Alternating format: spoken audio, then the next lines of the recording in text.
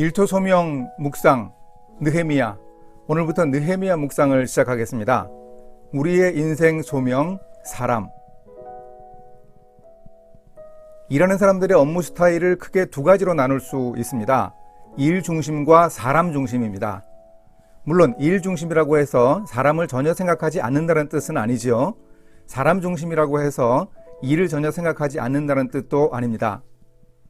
일 중심 스타일인 리더가 있으면 팔로워들이 다치기 쉽고, 사람 중심 스타일인 리더 아래서는 가시적 성과가 적을 수 있기는 합니다. 일의 목표를 위해서 팔로워들을 잘 생각하지 않는 리더는 자신부터 열심히 일합니다. 그러면서 자신의 모습을 강요하는 것이 문제입니다. 사람 중심 업무 스타일과 리더십에도 장단점은 있습니다.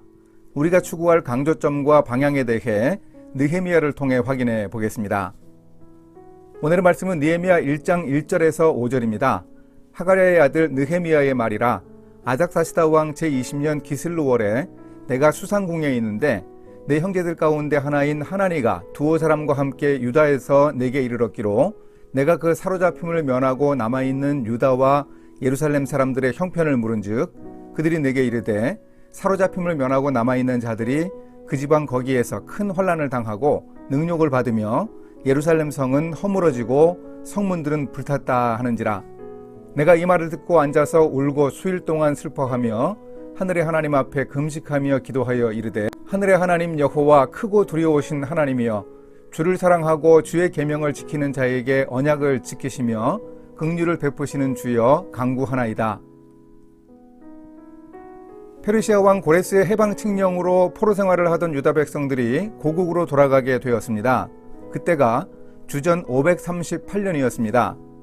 수르바벨의 인도 아래 1차 귀환을 했고 79년이 지난 후에 에스라가 두 번째 귀환을 했습니다.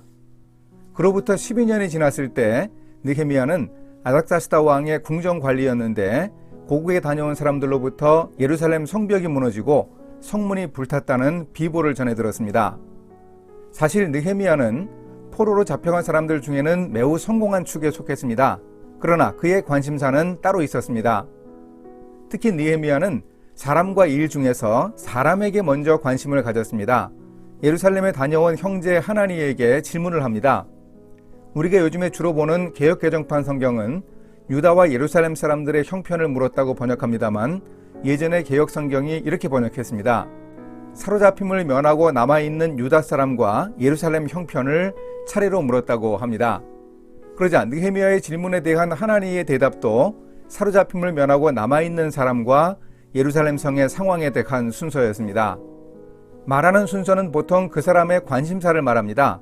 느헤미야는 예루살렘 성벽보다 사람에게 더욱 관심이 있었습니다. 사람에 대해 염려하다 보니 느헤미야는 동포들의 고통을 외면하지 않고 아파하며 기도했고, 결국 유다의 총독으로 부임해 사람들을 세우고 고국 재건에 기여할 수 있었습니다. 이렇게 느헤미야가 사람에게 집중하는 성품은 하나님께 배운 것이 분명합니다.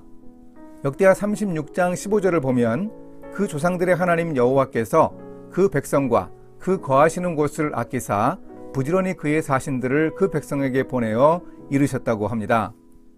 하나님은 심지어 그분이 거하시는 곳, 임재의 상징인 성전보다도 그분의 백성 이스라엘을 더 아끼셨습니다.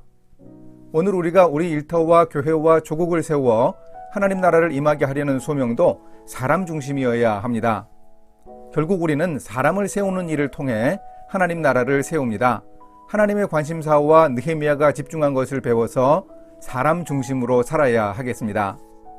일 중심인 사람에게 있어서 일을 하는 목표란 성취 그 자체에 있는 경우가 많습니다. 사람 중심인 사람은 성취보다 중요하고 완전한 완성을 인생의 목적으로 삼습니다. 사람이 이룬 목표가 중요하다고 봅니다.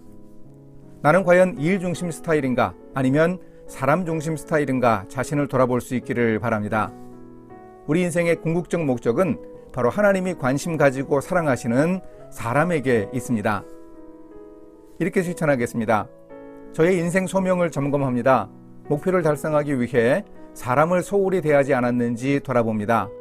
조국의 어려운 형편을 염려하여 직접 나서기로 결심한 느헤미야가 자신이 해야 할 일보다 사람을 더 귀중하게 여겼던 점을 본받겠습니다.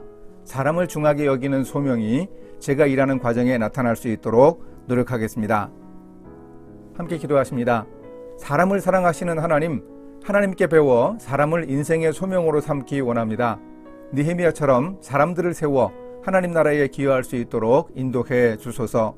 공동체의 당면 문제를 직시하고 느헤미야처럼 주님께 부르짖어 기도하며 문제를 해결할 수 있게 하여 주소서. 예수님의 이름으로 기도합니다. 아멘.